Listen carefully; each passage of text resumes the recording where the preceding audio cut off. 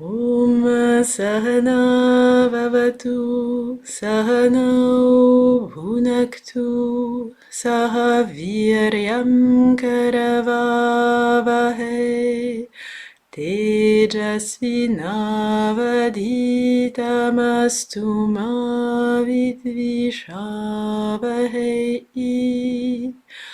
Om Shanti Shanti Shanti.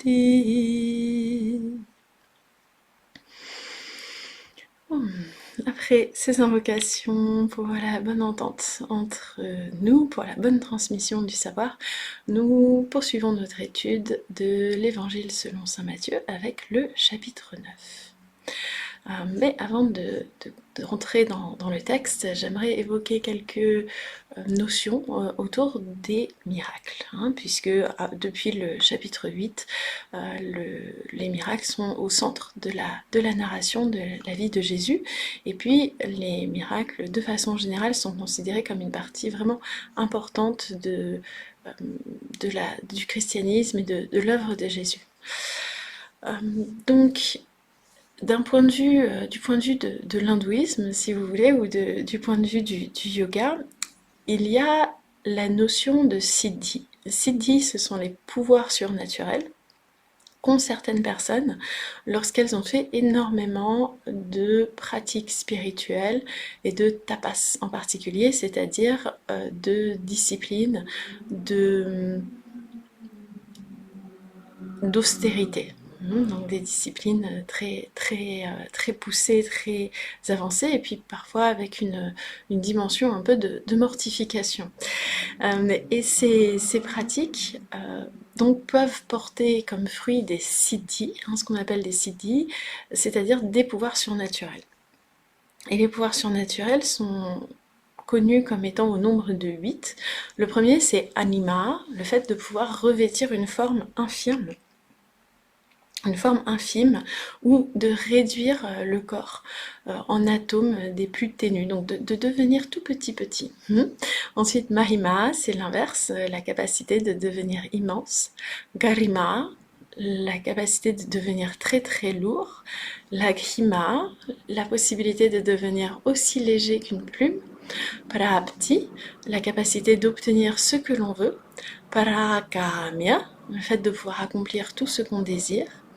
Ishitva, la toute-puissance, et Vashitva, la volonté irrésistible, le fait que tout ce qu'on décide se manifeste, se fait. Donc ce sont les 8 siddhis, les 8 pouvoirs que l'on peut obtenir à travers les pratiques spirituelles du yoga en particulier. Ces pouvoirs se manifestent surtout au niveau physique, hein, lorsqu'on voit Garima, Mahima, hein, le fait de pouvoir devenir très lourd, le fait de pouvoir devenir très grand, de devenir très léger, etc. Ça se manifeste surtout au niveau physique. Ça rappelle un petit peu Alice au pays des merveilles. Et on peut se demander si l'obtention de capacités physiques est vraiment le but ultime du yoga. Alors, prapti, le fait d'obtenir ce que l'on souhaite, ça reste aussi au niveau physique. Prapti, c'est l'obtention de certaines choses. Ensuite, prakamya, le fait de pouvoir accomplir toute chose, c'est effectivement le fait d'accomplir les choses au niveau matériel.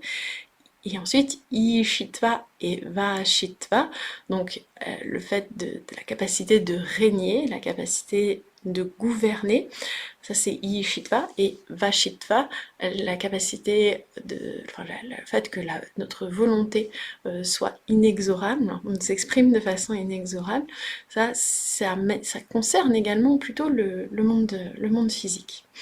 Donc ça a de quoi nous interpeller, et on voit que les miracles de Jésus sont des miracles physiques. Lorsqu'il guérit une personne, c'est un miracle au niveau physique. Dans la tradition indienne, ces siddhis sont considérés comme des métaphores, ou peuvent être considérés. Les siddhis, il est considéré qu'ils existent et qu'il est possible de les exercer. Il est possible de les acquérir et de les exercer. Néanmoins, il est également considérer qu'ils existent à un niveau plus métaphorique. Et à ce niveau, ou plutôt que métaphorique, on peut dire au niveau subtil. Il y a une contrepartie subtile à l'expression physique de ces super pouvoirs. Et cette contrepartie subtile, par exemple pour Anima, donc qui est le pouvoir de devenir tout petit, de devenir comme atomique, en fait c'est l'humilité.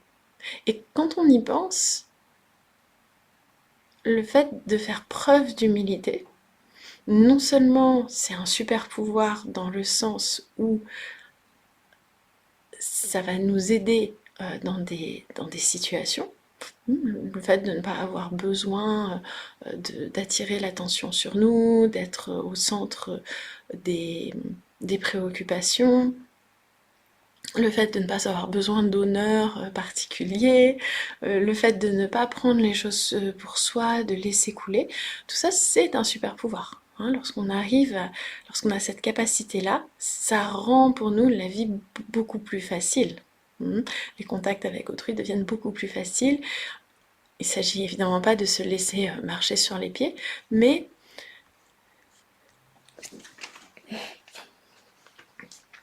c'est l'éternuement du soir.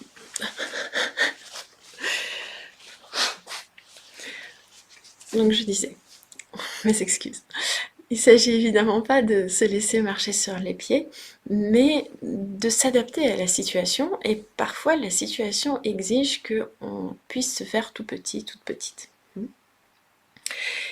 Et c'est d'autant plus un super pouvoir que il ne suffit pas de décider d'être humble pour l'être.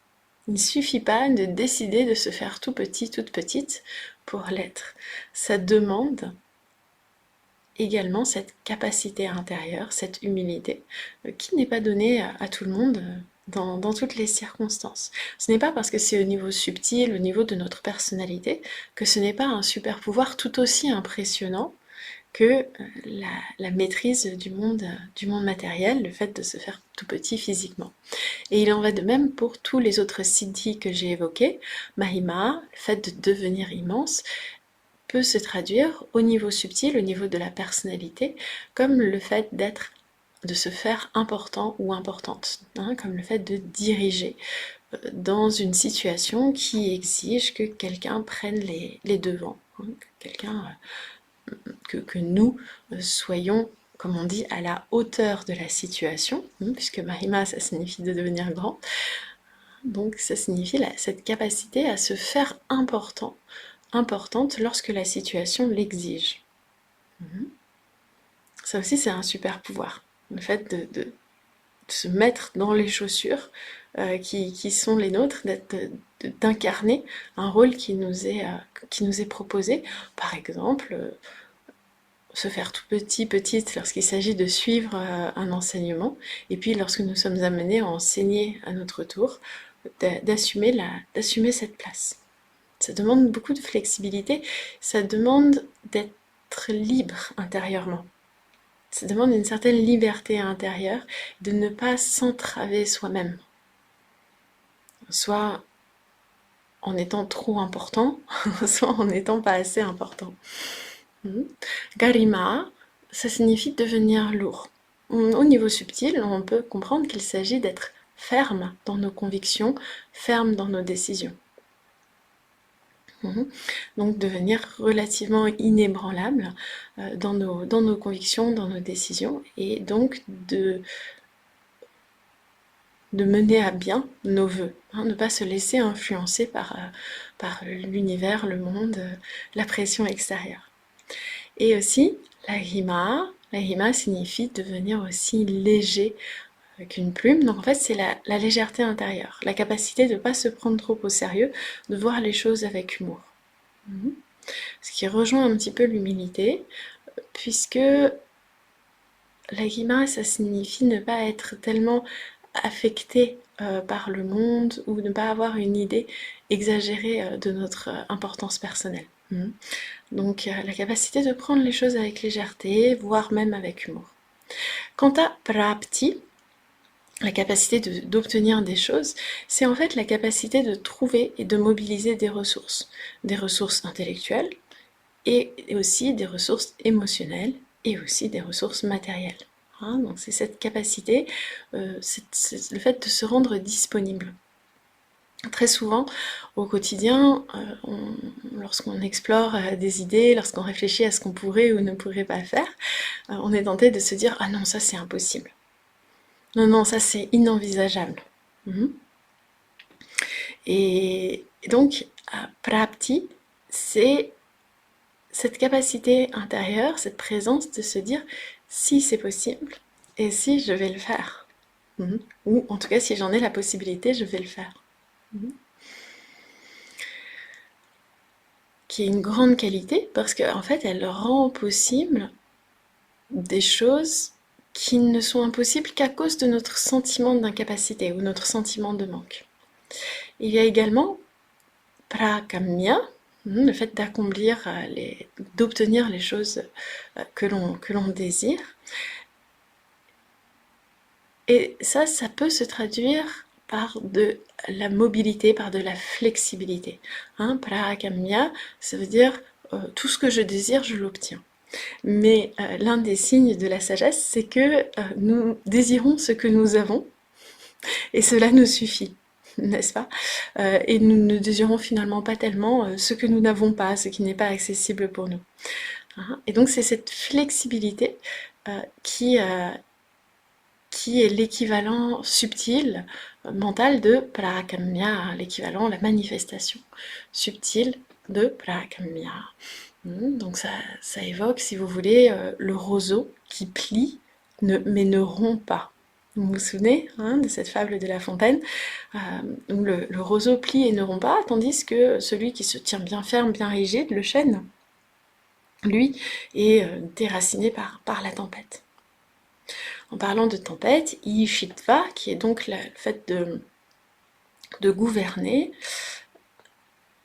se traduit au niveau subtil par une capacité, une compétence qui est celle de gouverner, de diriger, de veiller à l'exécution d'une tâche, soit de l'exécuter soi-même, soit de faire en sorte qu'elle soit exécutée.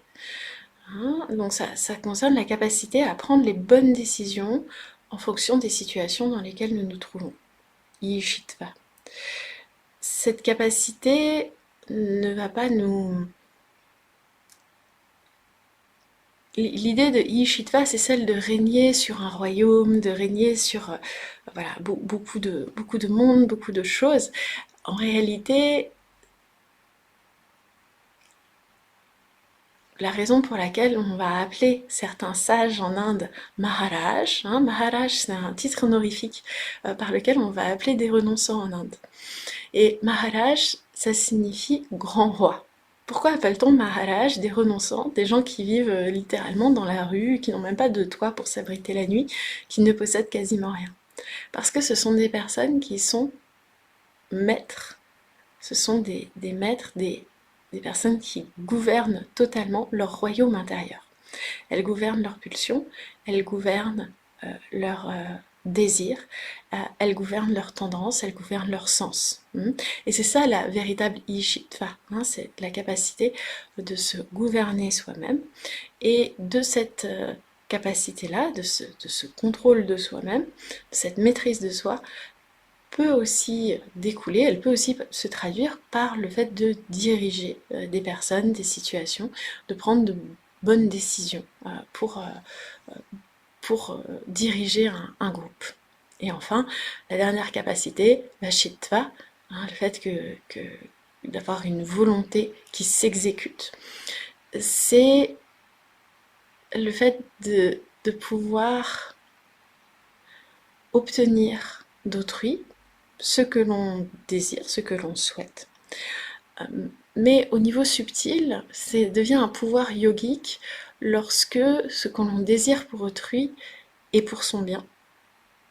Et que le moyen de l'obtenir, c'est toujours à travers l'amour et la compréhension de cette personne.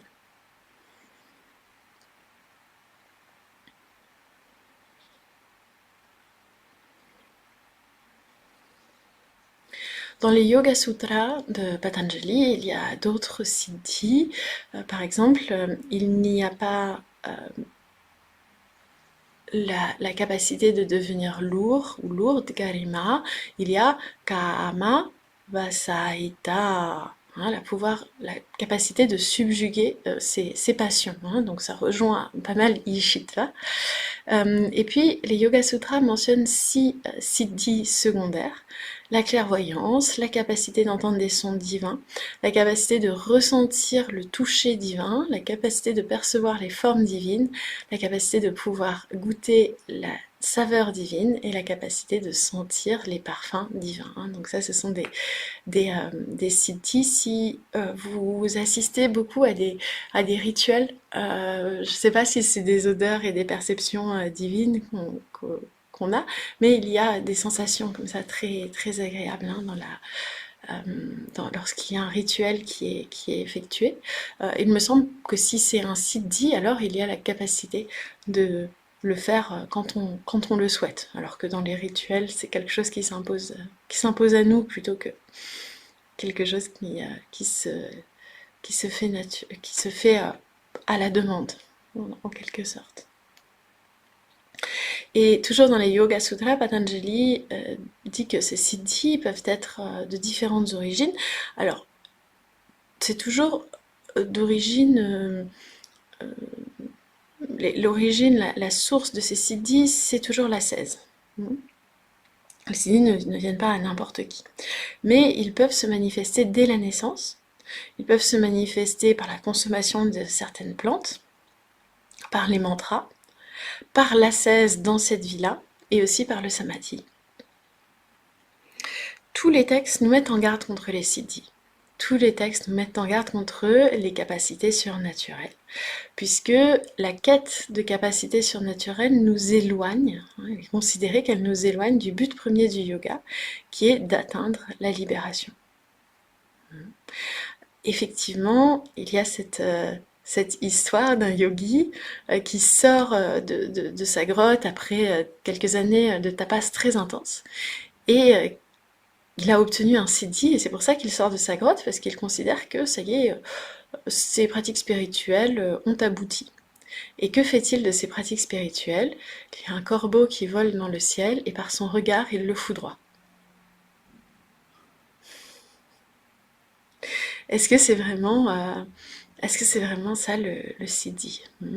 Et il est recueilli et nourri par un boucher, et il apprend que ce boucher en fait est végétarien, et que sa vie et sa famille suit un régime végétarien.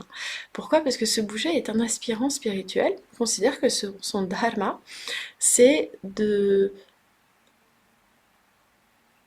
nourrir le monde, voilà, de vivre sa vie de boucher, sa vie professionnelle, mais lui, pour autant, il ne veut pas consommer de viande puisque ce n'est pas quelque chose qu'il aime. Donc ça illustre que notre dharma, notre profession, peut être différente de nos valeurs, et que le détachement et la sincérité dans la vie spirituelle nous permettent de continuer de mener à bien nos devoirs sans attachement et de manière séparée de nos valeurs personnelles et spirituelles.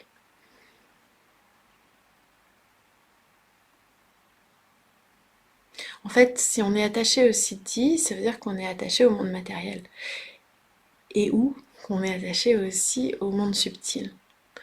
Or, pour atteindre la libération, pour atteindre la connaissance du soi, il y a un seul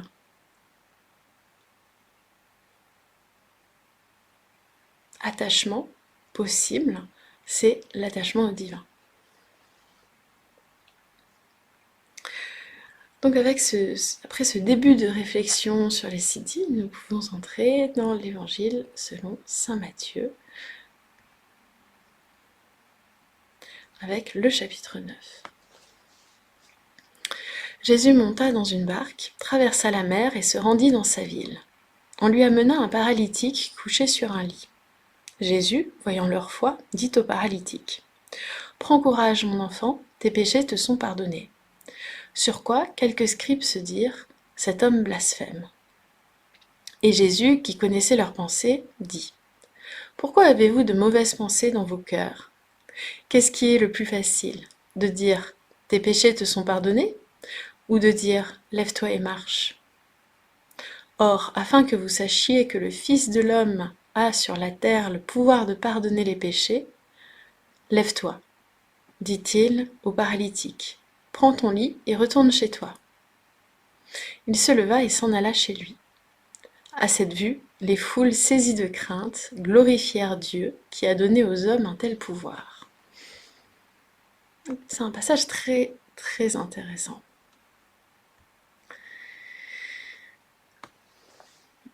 Déjà, on a donc cette personne qui est paralysée, et le premier réflexe de Jésus face à cette personne paralysée, c'est de lui pardonner ses péchés.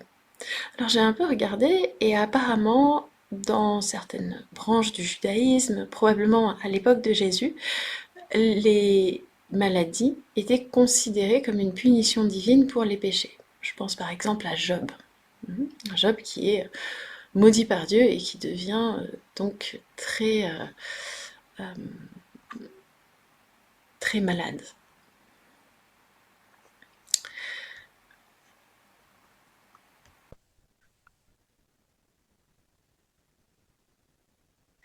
Et ces scribes, donc,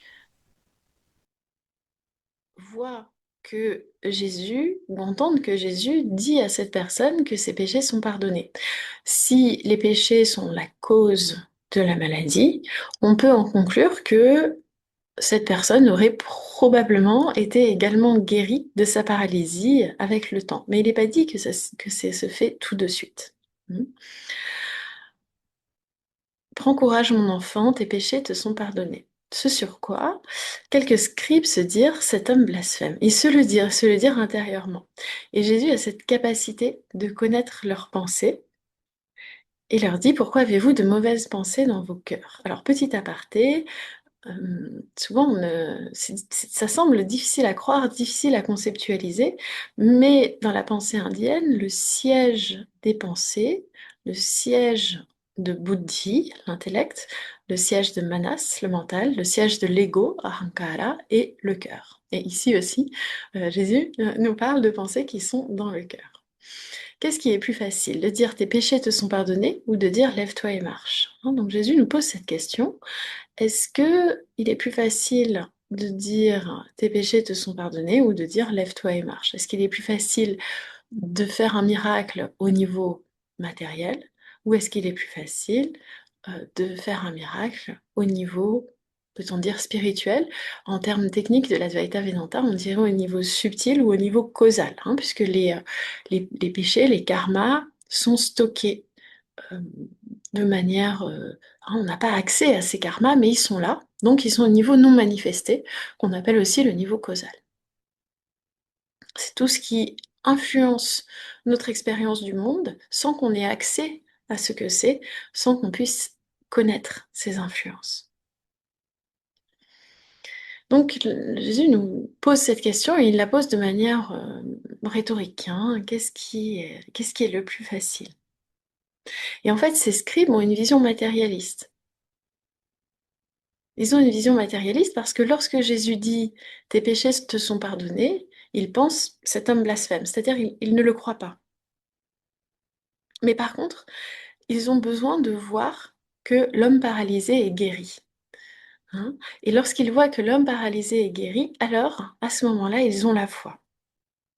Donc Jésus a besoin de manifester son pouvoir à travers des miracles pour établir son autorité,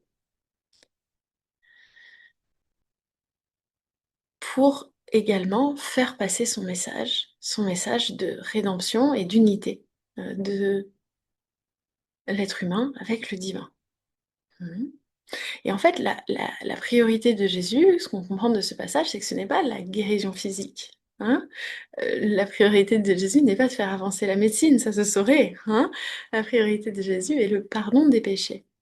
Mhm. Et donc la guérison physique est effectuée uniquement le miracle physique est effectué uniquement pour renforcer la foi des personnes qui le voient. Et donc cette anecdote souligne le fait que pardonner les péchés est plus avancé que guérir les gens. Hein, et c'est quelque chose qu'on voit dans le monde. Il est plus fréquent de voir une maladie être guérie, hein, que ce soit par l'intervention de la médecine scientifique ou par d'autres interventions, que d'être libéré du péché. Mhm. Et ça rejoint la conception indienne de la réalité, où la dimension causale, où sont stockés les péchés, les tendances inconscientes accumulées à travers les naissances par la répétition, par les habitudes, où ce niveau inconscient, ce niveau causal, gouverne le niveau subtil, c'est-à-dire les pensées, les émotions, la personnalité, qui elle-même gouverne le monde physique. Hein. Et donc le monde physique est façonné euh, par le monde subtil et le monde causal.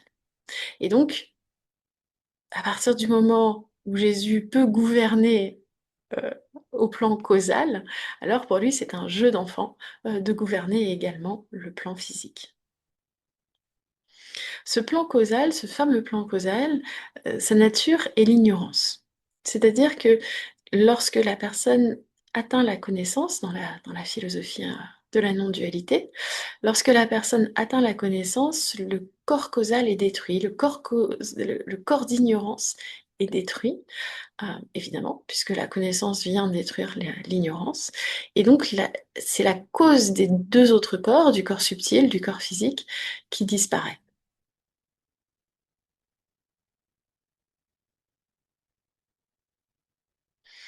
Pour autant, il y a une sorte de résidu hein, qui demeure jusqu'à la mort de l'être réalisé, mais ça, c'est encore un autre sujet. Donc, or, afin que vous sachiez que le Fils de l'homme a sur la terre le pouvoir de pardonner les péchés, lève-toi, dit-il au paralytique, prends ton lit et retourne chez toi. Il se leva et s'en alla chez lui. À cette vue, les foules saisies de crainte glorifièrent Dieu qui a donné aux hommes un tel pouvoir. Alors c'est très intéressant ce passage à deux niveaux. Déjà parce que Jésus s'appelle le Fils de l'homme.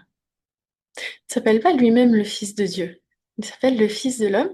Et la foule glorifie Dieu qui a donné aux hommes un tel pouvoir, aux hommes au pluriel. Pas seulement à Jésus, mais aux hommes en général. Le Fils de l'homme, c'est quelqu'un qui s'est incarné en tant qu'être humain. Le Fils de l'homme. Pour moi, le Fils de l'homme, ça signifie l'essence de l'homme. On espère transmettre à notre descendance ce qu'on a de meilleur, n'est-ce pas? Donc le Fils de l'homme, c'est l'essence de l'homme. L'essence de l'homme, dans la philosophie indienne, vous savez que c'est le soi, l'existence pure, la conscience pure, la félicité absolue, le soi qui est l'essence de la réalité et qui fait un avec le divin.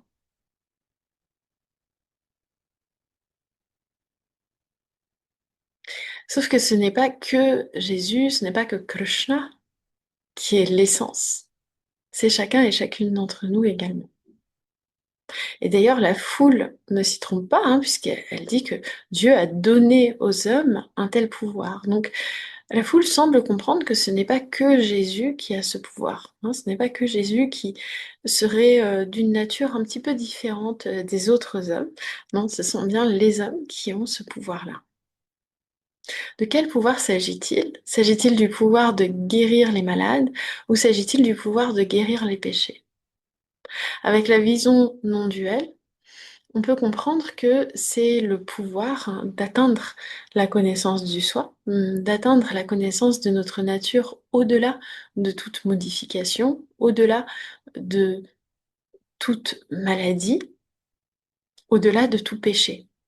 Et connaissant notre nature au-delà de toute maladie, au-delà de tout péché, nous sommes libérés du corps physique qui est toujours associé à la maladie et nous sommes libérés du corps subtil qui est lui aussi toujours associé à la souffrance. à des cycles, à des hauts et des bas, à des moments où ça va et des moments où ça ne va pas, à l'impermanence. Mhm.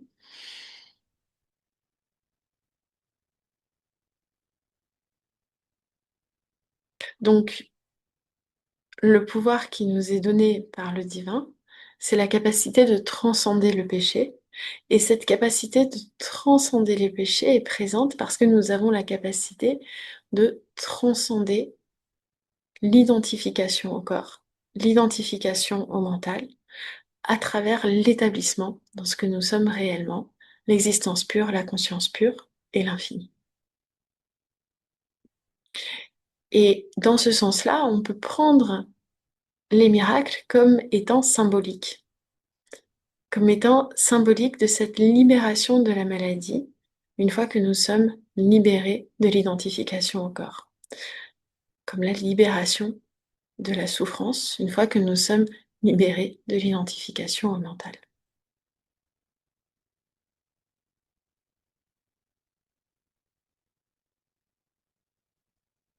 Je propose que nous poursuivions.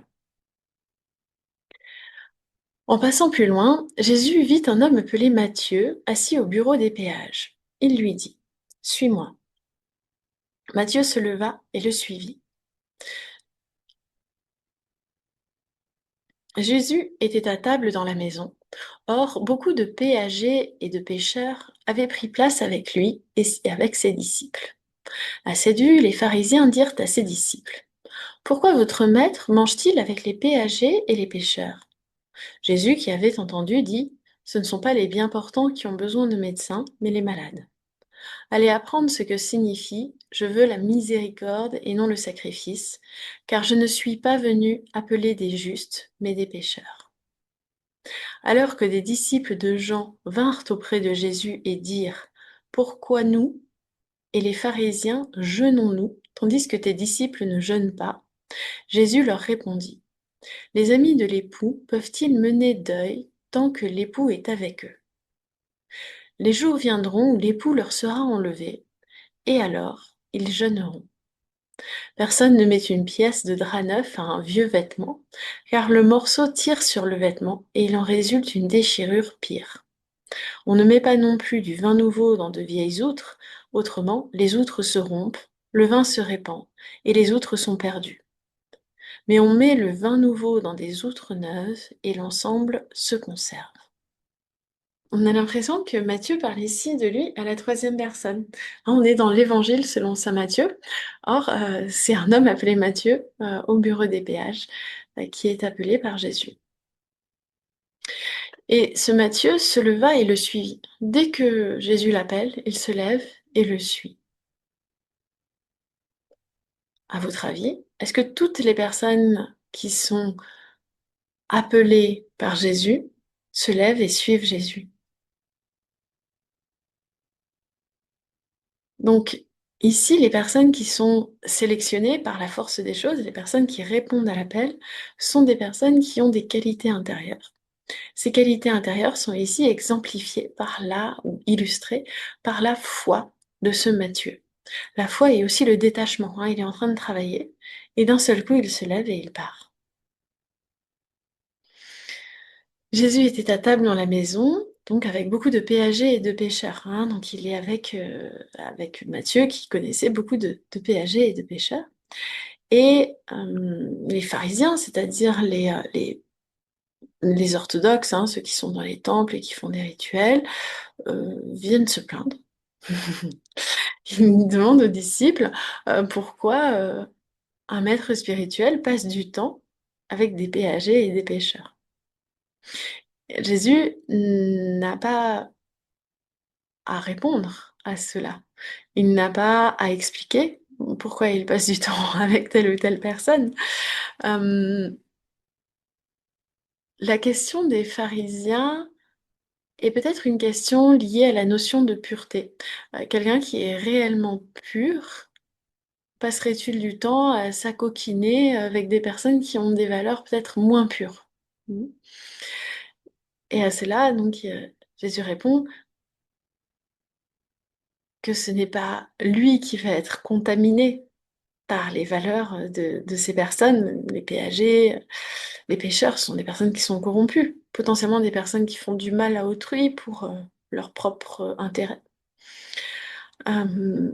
Jésus leur dit, ce n'est pas moi qui vais être corrompu par ces personnes.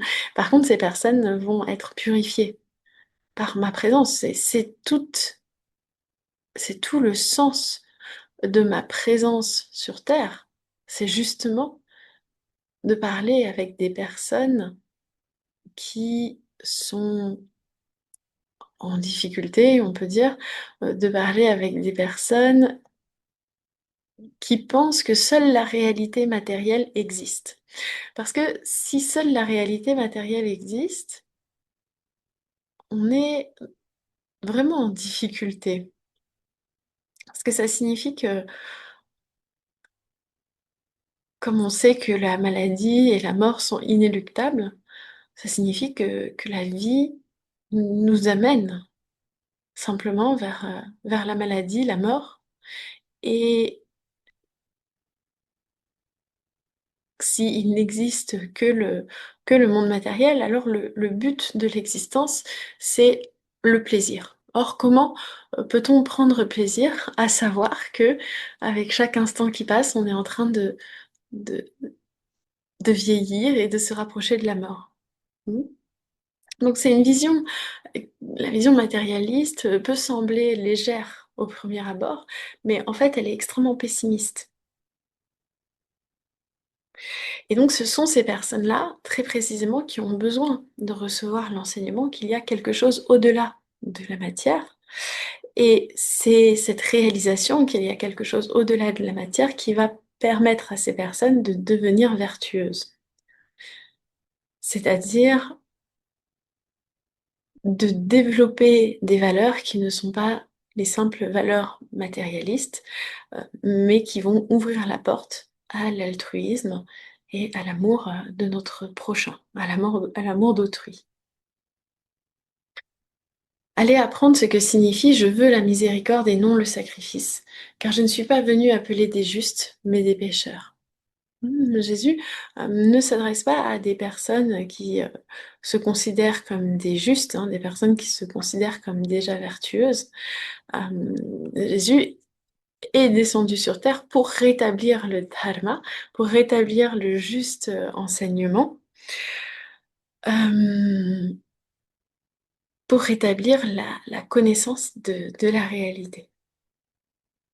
Donc, euh, cette citation, apparemment, c'est une citation du prophète Osée, Osee.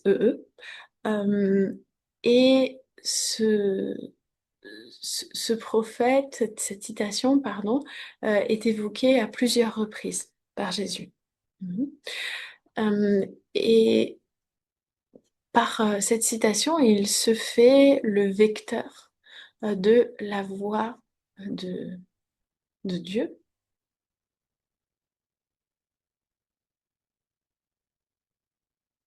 Je veux la miséricorde et non le sacrifice. Il se fait la voix de Dieu. Ce que Dieu exige de nous, ce ne sont pas des sacrifices au niveau matériel. C'est pas qu'on lui apporte des agneaux, qu'on les sacrifie sur l'autel. Ce qu'il veut, c'est que nous soyons miséricordieux, que nous soyons cléments. Être miséricordieux, être clément, ça peut sembler vouloir dire qu'on s'aplatit devant les autres et qu'on accepte, qu'on se laisse marcher sur les pieds. En réalité, être miséricordieux et clément signifie accepter la réalité telle qu'elle est. Or, la réalité, le monde dans lequel nous vivons, est la manifestation du divin. Donc, c'est s'incliner devant la puissance divine. C'est être dans l'adoration du divin, dans l'acceptation de ce qui est. Et c'est ça qui se manifeste à travers cette qualité de miséricorde.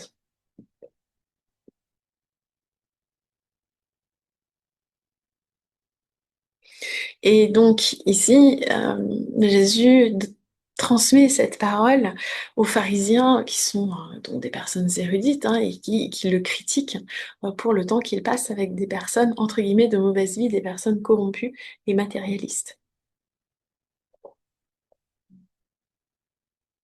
Il les exhorte à faire preuve de miséricorde au lieu de passer leur temps à faire des rituels dans le temple. Ou en complément, hein, l'un n'exclut pas l'autre. Et puis, on a un autre groupe de personnes, ça, on va dire, c'est les yogis. Hein, on a vu les érudits, maintenant ce sont les yogis, c'est-à-dire les personnes qui font de l'ascèse.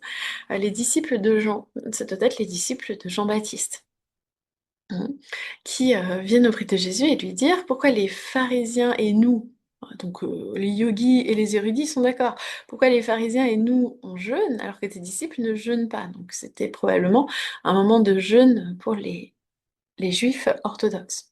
Et Jésus leur répondit, les amis de l'époux peuvent-ils mener le deuil tant que l'époux est avec eux? L'époux, c'est quelqu'un qui est profondément heureux, puisque c'est quelqu'un qui vient de se marier. C'est celui qui apporte la joie, hein. Quand on a un ami dans la vie duquel il se passe de belles choses, de grandes choses, et notamment lorsqu'il y a la noce, la fête, alors nous aussi nous sommes heureux, n'est-ce pas? Heureux et heureuses.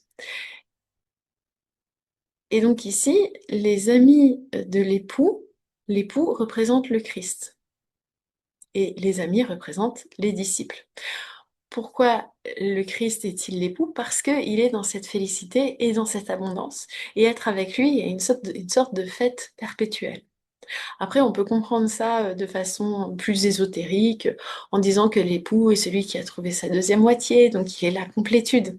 Hein, l'époux est celui qui représente la conscience pure, qui est unie à la matière, donc c'est représente l'être réalisé. On peut le comprendre de façon voilà, plus mystique, mais déjà la signification, on va dire, du monde fonctionne bien ici. Donc c'est celui qui apporte la joie, c'est celui avec qui on se réjouit parce que tout lui réussit à ce moment-là, et puis parce qu'il fait la noce, hein, il célèbre sa nouvelle vie.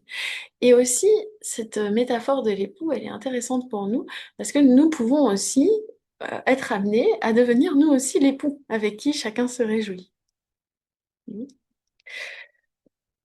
Donc, les jours viendront où l'époux leur sera enlevé. Là, Jésus annonce hein, ce qui va advenir, et alors ils jeûneront. Lorsqu'ils n'auront plus le sentiment de complétude, alors ils jeûneront.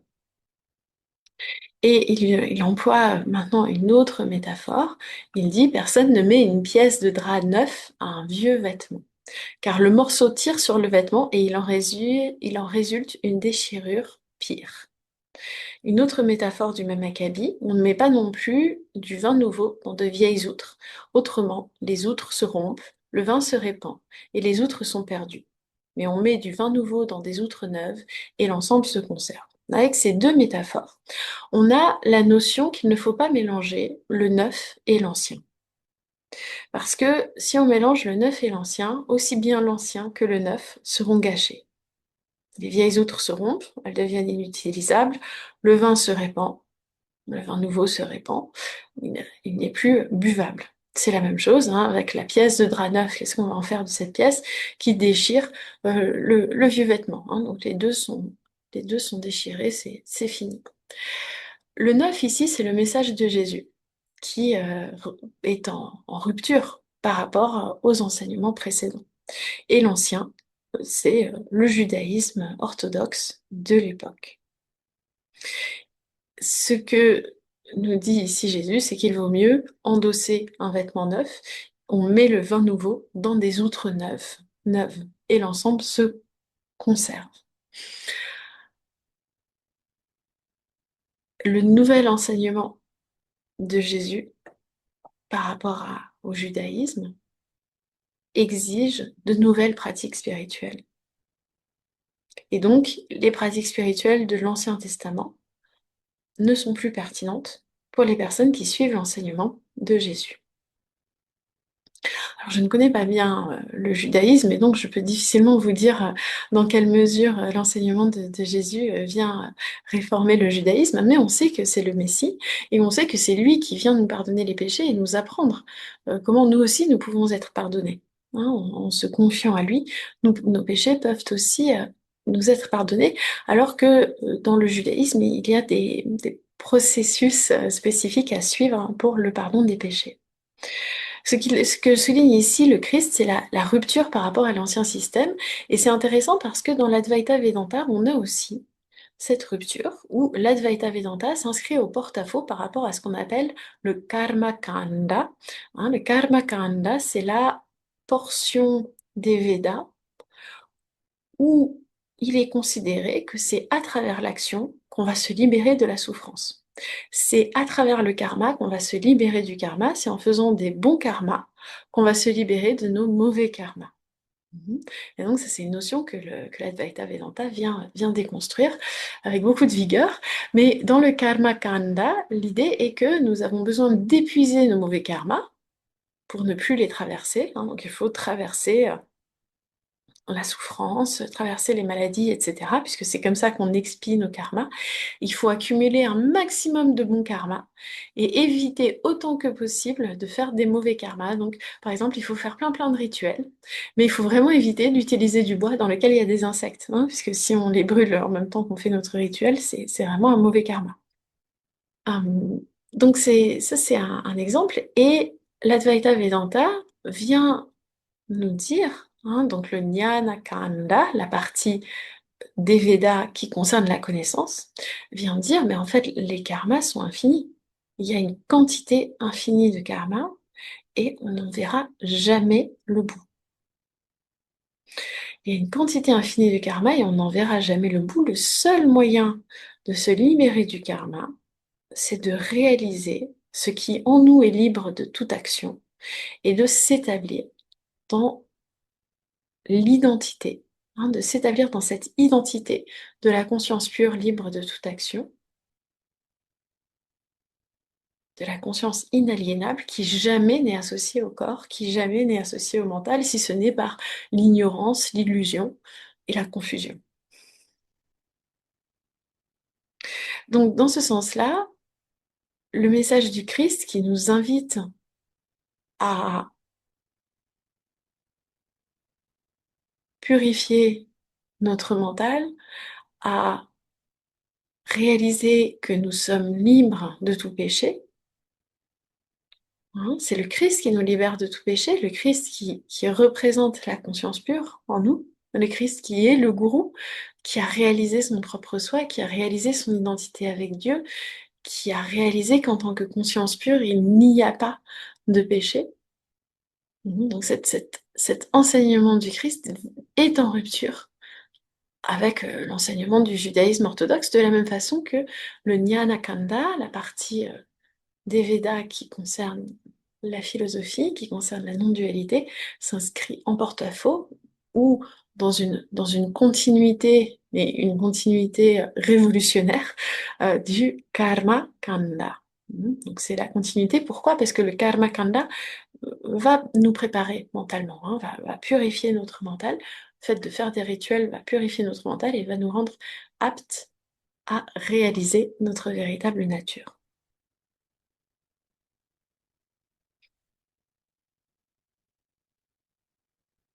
J'espère que j'ai été claire. N'hésitez pas à me dire, à m'écrire, hein, pour s'il y a des choses sur lesquelles il serait important que je revienne, ou si vous n'êtes pas d'accord. Donc cette image-là, hein, l'image du vêtement, l'image des outres, sont vraiment connues dans dans l'étude des évangiles et aussi cette métaphore, hein, de l'époux. Pourquoi le Christ est-il représenté comme étant l'époux? Et puis, les miracles continuent. Tandis qu'il leur adressait ces paroles, un chef arriva, un chef, hein, se prosterna devant lui et lui dit, ma fille est morte il y a un instant, mais viens, impose-lui les mains et elle vivra. Jésus se leva et le suivit avec ses disciples. Donc Jésus ne perd pas de temps, hein, à discuter avec les personnes qui le critiquent. Et voici qu'une femme atteinte d'une perte de sang depuis 12 ans s'approcha par derrière et toucha la frange de son vêtement. Car elle se disait, si je puis seulement toucher son vêtement, je serai guérie. Jésus se retourna et dit en la voyant, prends courage, ma fille, ta foi t'a guérie. Et cette femme fut guérie à l'heure même.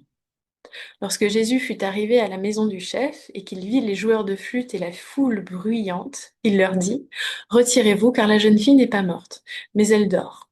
Et il se moquait de lui. Quand la foule eut été renvoyée, il entra, saisit la jeune fille par la main, et la jeune fille se leva. Le bruit s'en répandit dans toute la contrée. C'est intéressant, hein. Jésus nous parle à cette femme qui souffre depuis 12 ans, et il l'appelle ma fille. Et plus haut, Jésus a parlé au paralytique et lui a dit: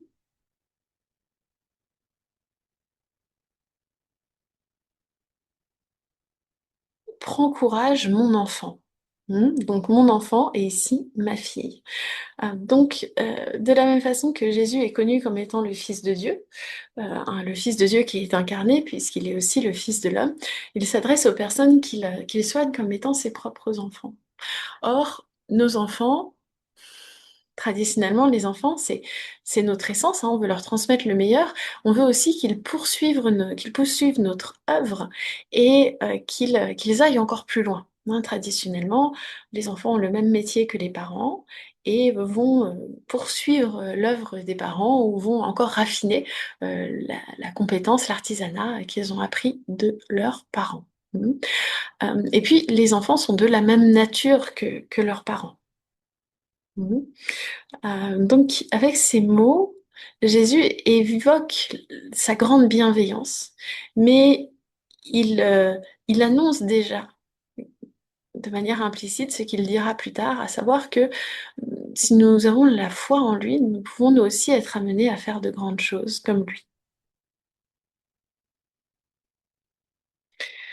Et c'est émouvant de voir que cette femme se dit, si j'arrive simplement à toucher la frange de sa tunique, je vais être guérie. Hein, cette femme-là n'a pas besoin d'être vue par Jésus, elle n'a pas besoin de lui parler, elle n'a pas besoin d'attirer son attention sur elle. Sa foi est si forte qu'il lui semble que elle n'a pas besoin que Jésus ou que Dieu pose les yeux sur elle. Il suffit qu'elle entre en contact avec lui pour être guérie. Hein. Et donc ça illustre bien que la puissance de guérison est en nous et qu'elle est activée par la foi. Et Jésus la voit, et on peut imaginer qu'il n'était pas forcément totalement ravi. On pourrait imaginer que c'était pas considéré comme désirable qu'une personne malade vienne le toucher, à son insu, de surcroît. Mais il reconnaît la foi de cette femme et il l'accepte et il la bénit et il la guérit. Et lorsqu'il fut arrivé à la maison du chef, voilà, c'est le chef a une grande foi en lui, il a aussi le courage, hein, d'aller voir Jésus, ce que n'aurait peut-être pas eu une personne plus humble, comme par exemple cette femme. Euh, et, euh, et il y a ces joueurs de flûte. Alors les joueurs de flûte étaient là parce que ils faisaient du bruit, et le bruit permet d'attirer l'attention et voilà, c'est le travail des personnes qui se lamentent lorsqu'il y a un deuil. Euh, ces miracles. Hein, le bruit s'en répandit dans toute la contrée, le bruit de la résurrection de cette jeune fille. Ces miracles ont vraiment pour but d'augmenter la renommée, en tout cas dans les évangiles, d'augmenter la renommée de Jésus, et donc d'augmenter la foi en lui.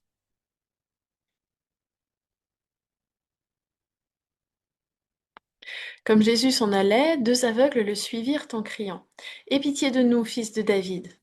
À son arrivée à la maison, les aveugles s'approchèrent de lui, et Jésus leur dit: Croyez-vous que je puisse faire cela? Oui, Seigneur, lui répondirent-ils.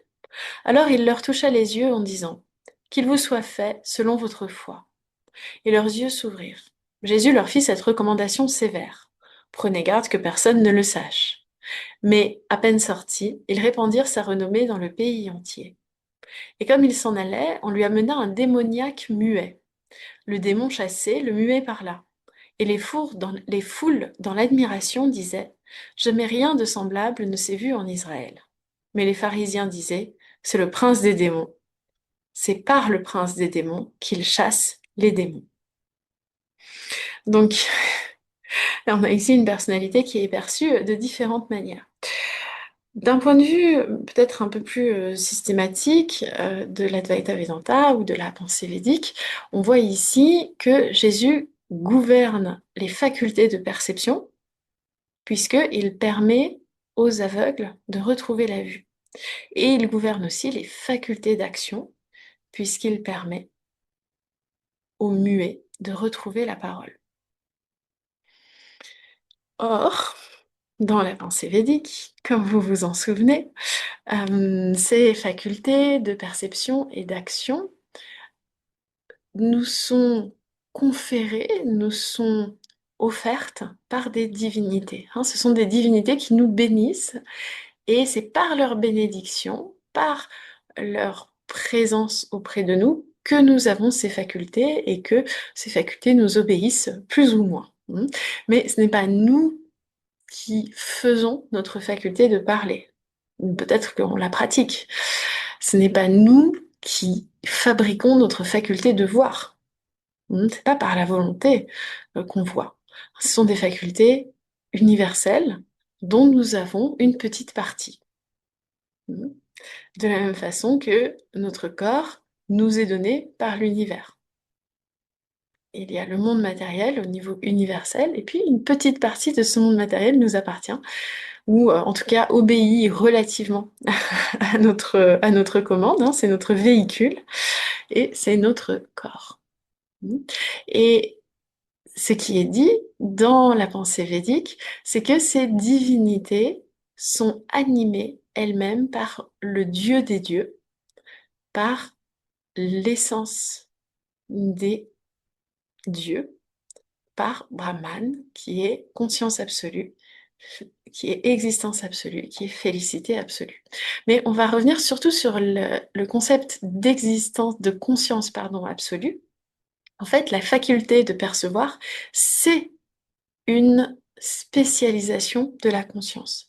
La faculté de parler, c'est une spécialisation de l'action, hein, de la puissance d'agir.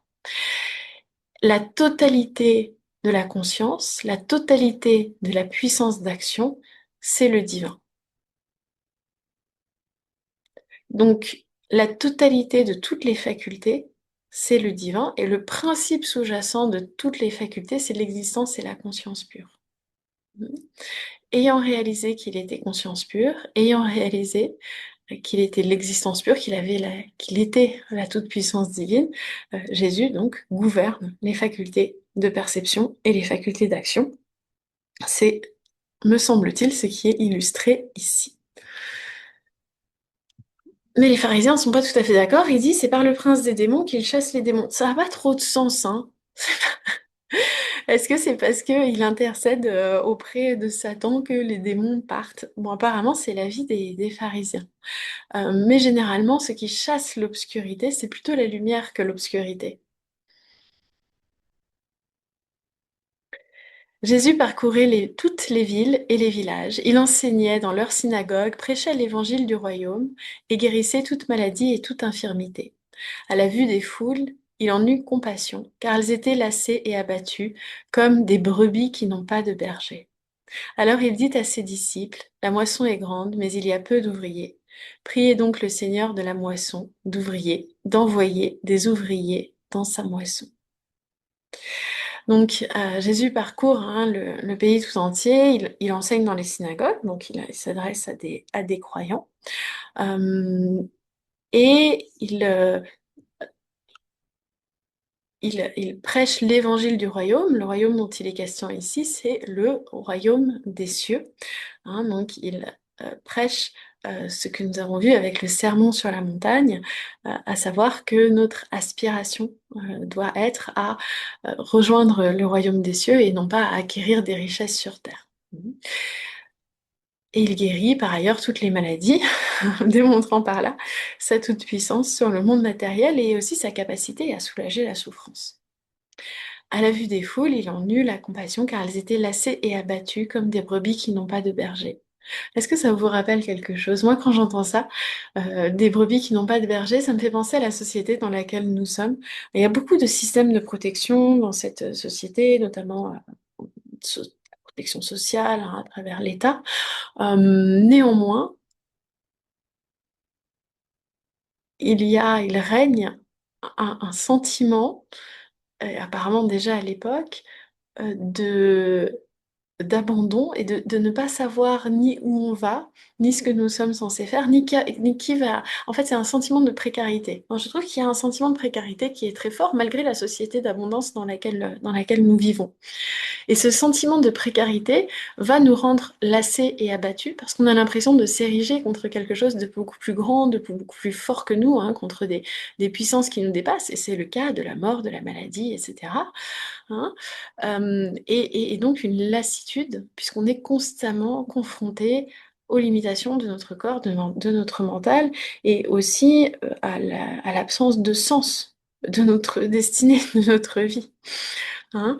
Euh, et donc, son cœur se remplit de compassion parce que son enseignement est la réponse à ses difficultés et la réponse à ses préoccupations. Mhm.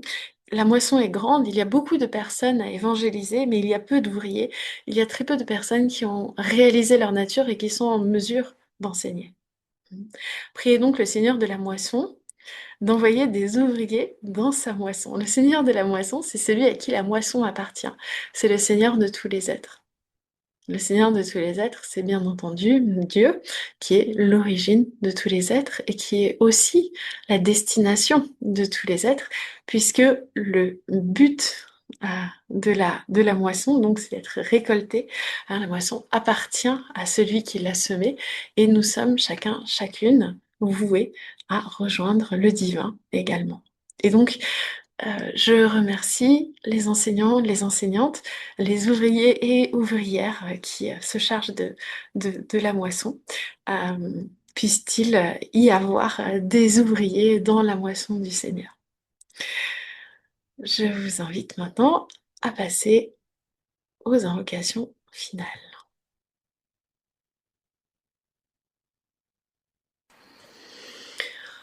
Om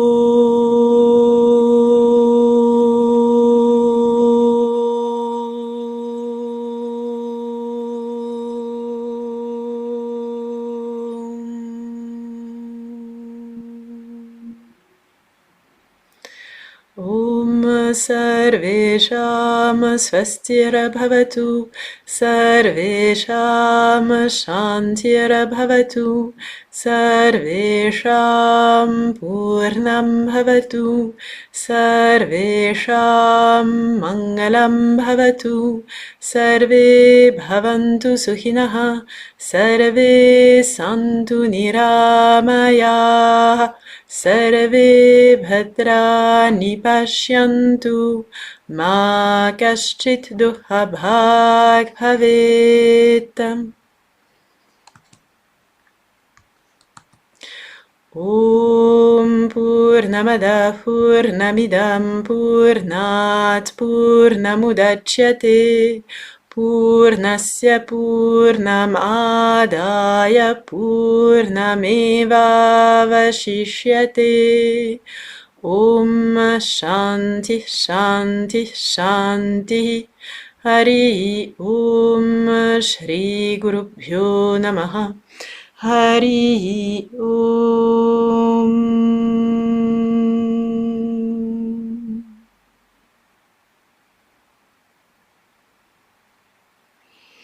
Oh, merci à ces traditions, merci aux enseignants, merci à vous.